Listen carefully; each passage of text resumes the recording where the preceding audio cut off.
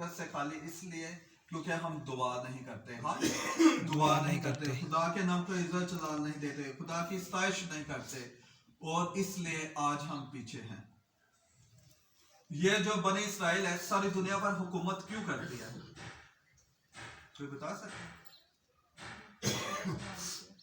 جی اسی لیے آج بھی آپ اپنے بچوں کو اکثر گلہ کرتے ہیں، شکوہ کرتے ہیں کہ ہمارے بچے دعا نہیں کرتے، ہمارے بچے خدا کے گھر نہیں جاتے، خدا کی مدد نہیں کرتے، خدا کی ستائش نہیں کرتے، تو آپ انہیں کہہ سکتے ہیں کہ کھانا کھانے سے پہلے آپ دعا کرو۔ کیا کرو؟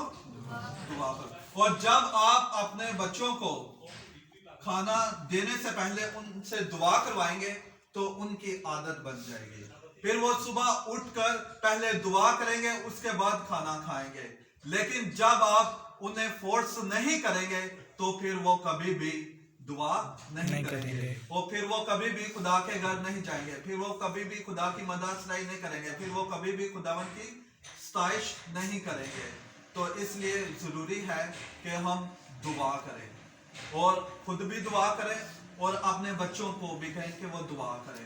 جب بھی آپ کھانا کھانے بیٹھیں تو فیملی کے ساتھ مل کر کھانے کے لیے دعا کریں، تاکہ آپ کی جو روٹی پانی اس پر خدا کی برکت نازل ہو۔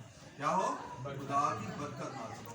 اور جب آپ دعا نہیں کریں گے، کھانا تو آپ کھا لیں گے لیکن اس کھانے میں خدا کی برکت شامل نہیں ہوگی، اور جس کی وجہ سے انسان مختلف قسم کی بیماریوں میں بھی جکڑا جاتا ہے اور انسان بیمار ہو جاتا ہے۔ تو اگر آپ دعا کریں گے تو آپ بیمار بھی نہیں ہوں گے۔ کیا نہیں ہوں گے؟ بیمار بھی نہیں ہوں گے۔ تو اس لیے آج آپ کو چاہیے کہ جب خود بھی کھانا کھائیں یا اپنے بچوں کو بھی کھانا دیں تو انہیں کہیں کہ پہلے دعا کریں، خدا کے نام کو عزت جلال دیں، خدا کی ستائش کریں۔ اور اس کے بعد یہ جو معجزہ ہوا تھا سبت کے دن ہوا تھا۔ کس دن ہوا تھا؟ سبت کے دن۔ سبت کا دن یہ بہت مقدس دن مانا جاتا ہے، اور اس دن جتنے یہودی لوگ ہوتے تھے وہ خداوند کی عبادت کرتے تھے، خدا کے نام کو عزت جلال دیتے تھے، اور جو کوئی سبت کی بے حرمتی کرتا تھا اسے سزا دی جاتی تھی۔ آپ دیکھیں خروج کی کتاب اس کا 31واں باب اور اس کی 13 سے 14 آیات۔ 13 سے 14 آیات۔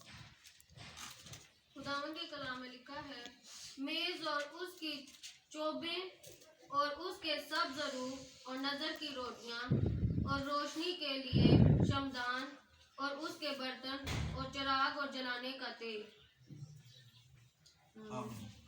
آپ دیکھیں کہ جب خروج کی کتاب اس کا 31واں باب اس کی 13 اور 14 آیات کو پڑھتے ہیں تو پھر ہمیں پتہ چلتا ہے کہ یہاں سبت کا جو دن ہوتا ہے اس کا بہت زیادہ احترام کیا جاتا ہے، اور اس کے بعد آپ دیکھیں کہ جو کوئی سبت کے دن جاتا ہے، کوئی کام کرتا ہے، اسے سزا دی جاتی ہے۔ یہ میں بھائی سفیان سے کہوں گا، گنتی کی کتاب اس کا 15واں باب اس کی 32 سے 35 آیات۔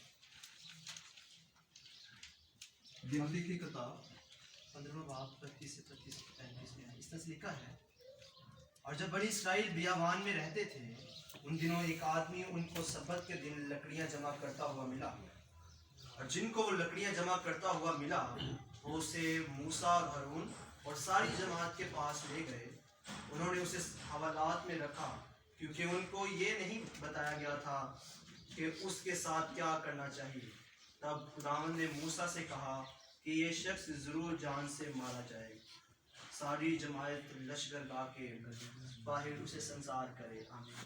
آمین۔ کیا ہوا کہ کوئی سبت کے دن کوئی کام کرتا تھا تو اسے سزا دی جاتی تھی، اس کا قتل کر دیا جاتا تھا، یعنی کہ سبت کے دن کوئی کام کرنا روا نہیں تھا۔ اور کیوں اسے سزا دی گئی؟ اسے سزا اس لیے دی گئی کیونکہ اس نے سبت کے دن خداوند کی عبادت نہیں کی تھی، خدا کی ستائش نہیں کی تھی۔ آپ دیکھیں کہ 6 دن खुदावन आपको तंदुरुस्त रखता है, जिंदगी की दराजी